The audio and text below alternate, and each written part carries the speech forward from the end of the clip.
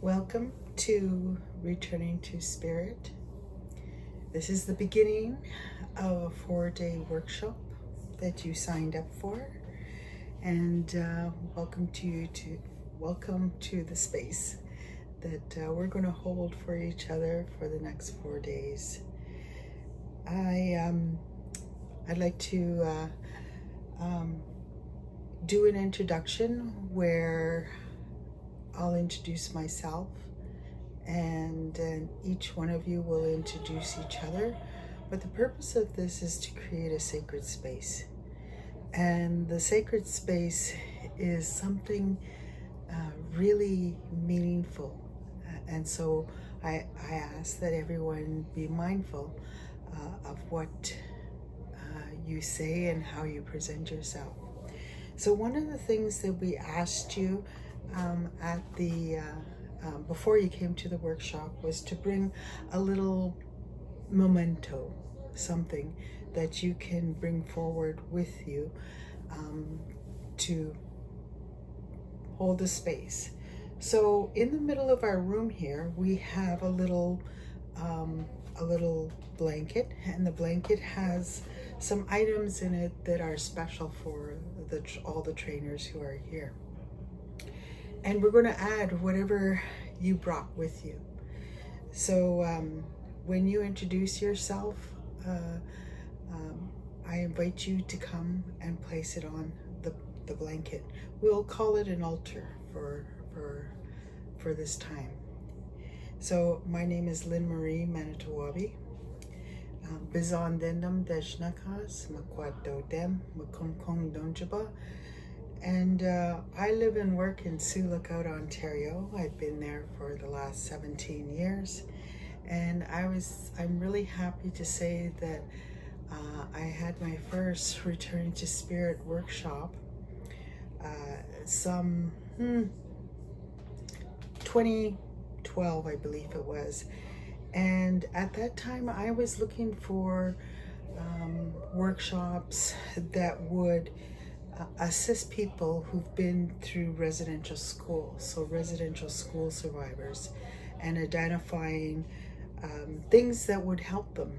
And I went to Winnipeg and experienced this workshop, and really changed my outlook on things, really changed my perception on what reconciliation is.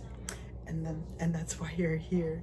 You signed up wanting to understand what reconciliation is. And it's something that perhaps you didn't know what it was. And hopefully it'll become more clear to you as the days go by. So that's just a little introduction about myself. For you, you just need to follow this poster, which says you can state your name and the community and what your intention is for coming to the workshop.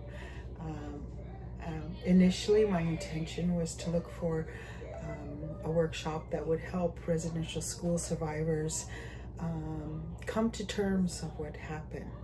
And so since then, my intention has changed and evolved with each experience. And yeah, and I think that intention can change. Maybe it will change throughout this workshop. So we'll start on my left, and we'll go clockwise. Remember to bring your memento and put it onto our altar. So this is mine. It represents all the knowledge that has been passed on to me, and so I'll put it down on the altar.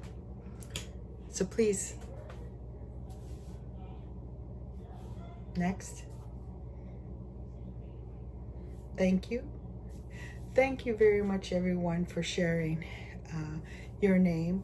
We do have name tags that we'd like you to carry, not only for us, but for each other. We're all new. Maybe we're all new to each other, but it's nice to be called by name. So one of the other things that we do in opening up this space, we created our little altar here. But every morning you will do a greeting. And the greeting is meant to be a sign of friendship. So whether you're a hugger or you like to shake hands, or, you can fist pump, or, smile and look at the person. And so I'll give you an example. This is how I would greet my colleague here. Good morning. Have a great day. I wish you the best for this session today. And yeah, so I guess I fist bumped. Anyways, all of us will greet each other. So there's 12 of us in the room here.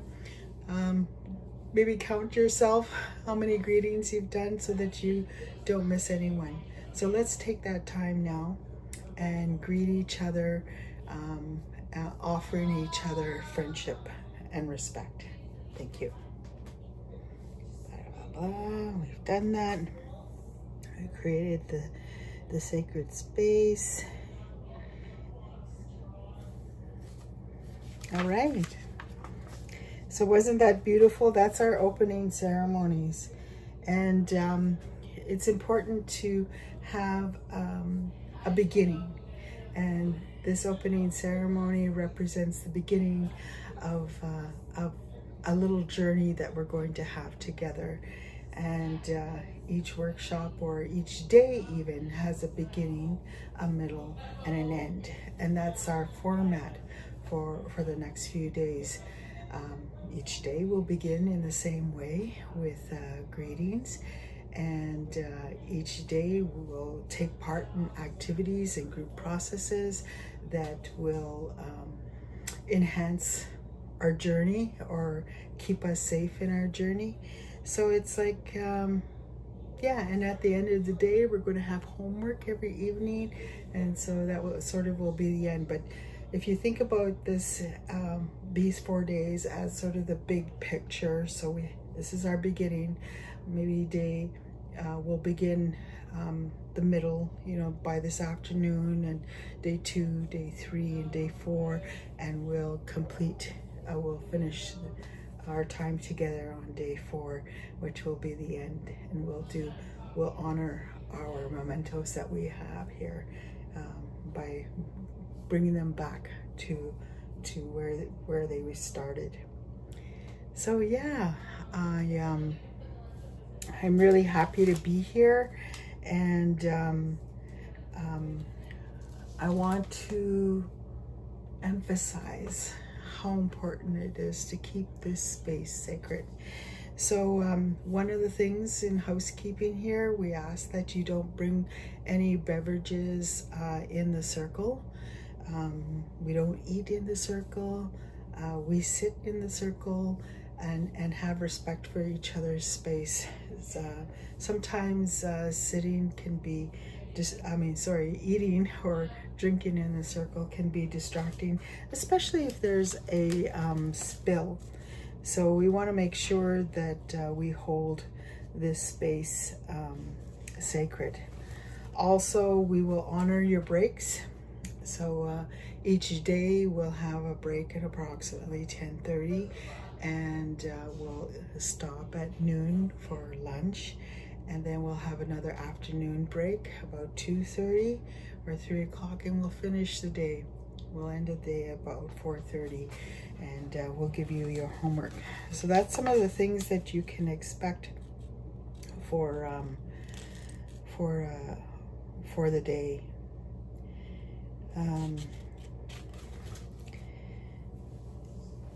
This process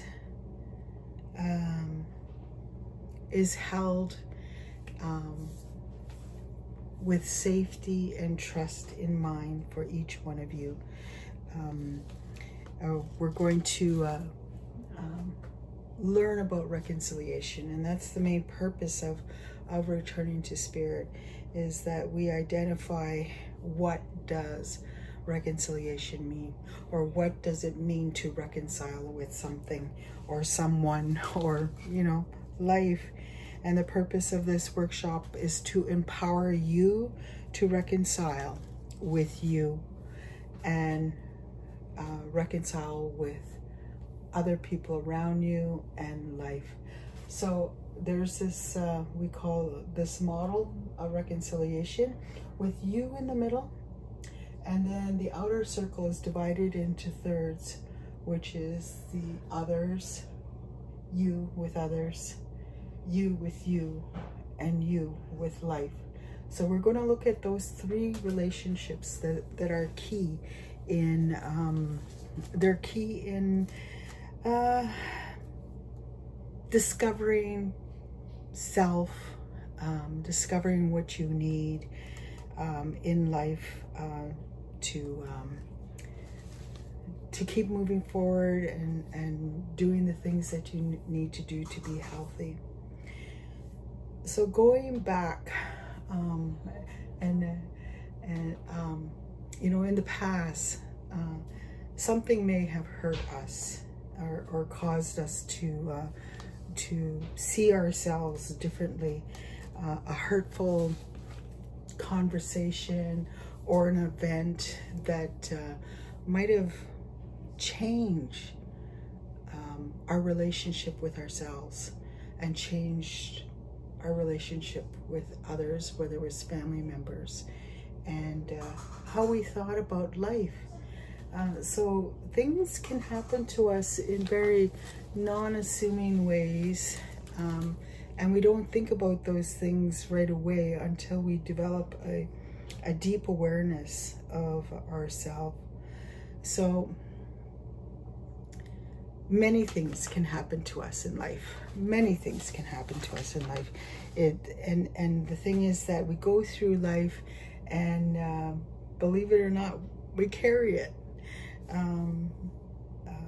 I have an image of a big like Santa Claus bag, you know, and in that, every time something happens, it gets thrown into that big bag. Everything, you know, whether it's good or it's negative, or you know, it really shifted the way we think about ourselves. It's thrown in that bag, and we walk around with life carrying that bag. It could be huge, it could be filled with heavy things that can cause our body to cripple, to slow down, to feel really sore. And so we're going to look at some of those things in our baggage and process them and learn to let them go. So letting go of the past can represent things that you might feel guilty of. You know, something that you feel shameful of, you know, those kind of things can add meaning to our lives.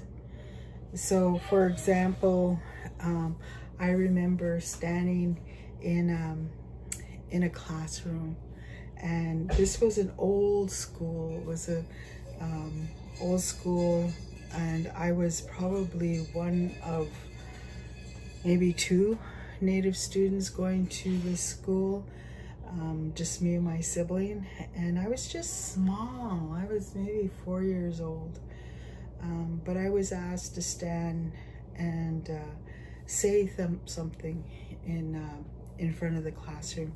And I remember being terrified, so terrified that I peed my pants. And that changed the way I thought of myself.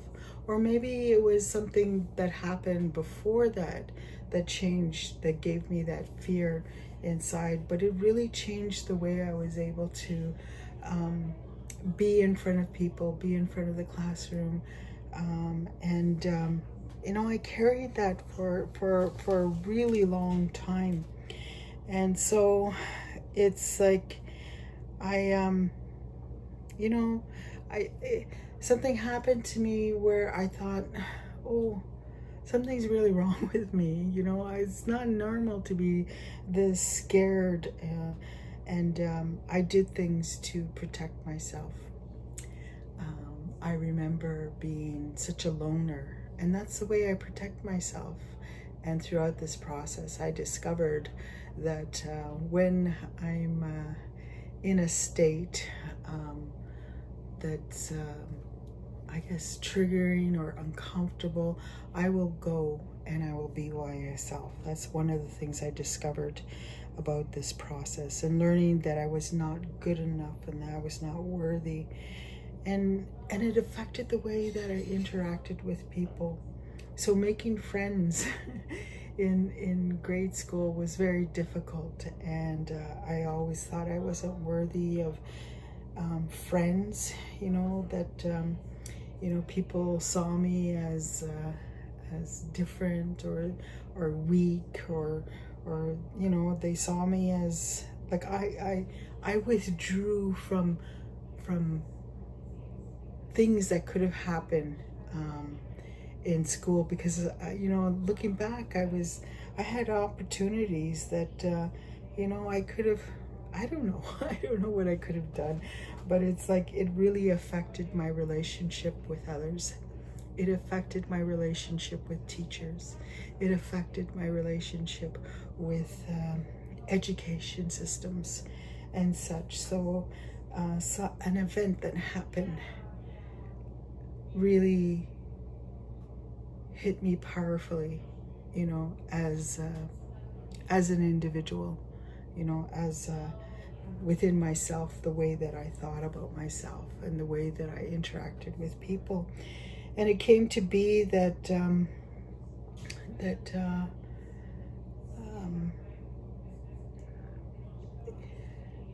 I thought maybe life was always going to be hard. I thought, that life wasn't fair, that, good things weren't meant for me. And this stuff that I carried in this backpack, and now that I'm older, and I had, my own child, I realized that I carried that energy towards them. When it comes to what they say, intergenerational trauma, it can be passed down from generation to generation in a very assuming way. It's not on purpose or anything. It happens. That's what happens with life.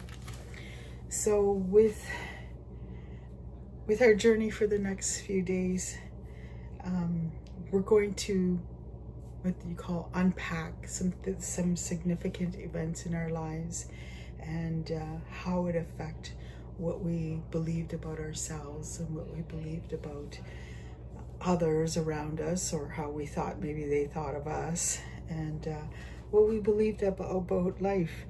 And the thing is that we go through life carrying either this big bundle of rocks of these self-defeating beliefs about ourselves. And so this workshop will demonstrate to you or show you where you have lost your power, where you have been affected by your expression of yourself. And so it's looking at yourself so that you understand what's keeping you from your personal power. And then once you find that personal power, things in life shift, and you begin to recognize and see the possibilities, how your personal power can enrich your life, and how it shows up, and being in a state of awareness where it's just like you can take it in. And so those are our promises to you for the next few days, that you will identify where you give up power, where you give up you, what keeps you from having personal power. We'll look at your beliefs and your internal thought process, and how to have that personal power show up for you at every opportunity and for you to identify. The process sounds a little bit sort of really deep in things, and I just want to emphasize that when it comes to returning to spirit, it's not psychology, it's not education, it's not therapy. We'll be going through some questions and self-reflection where it might feel like therapy, but it's not. It's not about culture. It's not specifically about family. It's not about fixing yourself, you know. It's not about rehashing the past and changing who you are. It's not about teaching you how to survive, which you have been for the last little while. It's not teaching you about how to cope or fix things to make it better, but shining a light on how you do that, on how you fix and how you cope. And when you can shine a light on what you do in your own life, with you, with others, and with life, magical things can happen. So this workshop is about you and you only. It's seeing you in your life, really looking in the mirror and seeing the truth of who you are, and understanding how you became you, understanding how those belief systems got into your way of being, way of doing. And so it's like, this is for you. And there's and those, basically those are the promises where we're going to find the place where you disempower yourself. Because before we can empower ourselves, we have to understand how we disempower. So we'll look at that. All right? Miigwech.